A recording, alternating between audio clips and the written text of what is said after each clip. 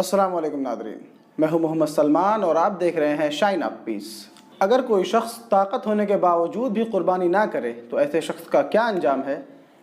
اس topic کو لے کر حاضر ہیں بھائی حمود سمیع۔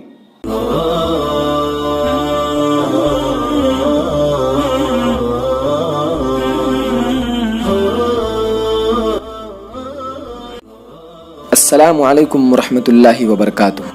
دوستوں، جو شخص قربانی کرنے کی اور قربانی کے جانوروں میں حصہ لینے کی طاقت رکھتا ہو اور اس کے باوجود بھی سنت ابراہیمی اور نبی صلی اللہ علیہ وسلم کی سنت کا خیال نہیں کرتا، اس پر نبی اکرم صلی اللہ علیہ وسلم نے سخت وعید فرمائی ہے۔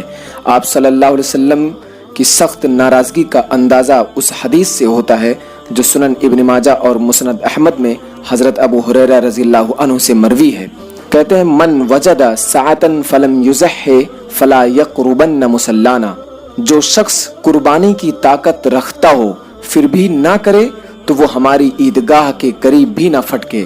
گویا جو شخص طاقت کے باوجود قربانی جیسے عمل اور شعائر اسلام سے غفلت و سستی اختیار کرتا ہے، اسے مسلمانوں کی عیدگاہ میں جانے اور نماز عید ادا کرنے سے کیا حاصل ہوگا؟ اس حدیث کو سامنے رکھ کر غور فرمائیں کہ کس قدر بد نصیب ہیں وہ لوگ جو شادی بیاہ اور پیدائش و اموات کے موقعوں، قومی و ملکی رسموں اور علاقائی رواجوں پر تو شریعت کے خلاف بے تحاشا پیسہ خرچ کرتے ہیں، لیکن سال کے بعد جب عید الاضحیٰ آتی ہے تو قربانی کے لیے ایک بکرا یا میڈھا خریدنے یا اونٹ وغیرہ میں حصہ دار بننے کی بھی انہیں توفیق نہیں ہوتی۔ بہت ہی افسوس کا مقام ہے میرے دوستو۔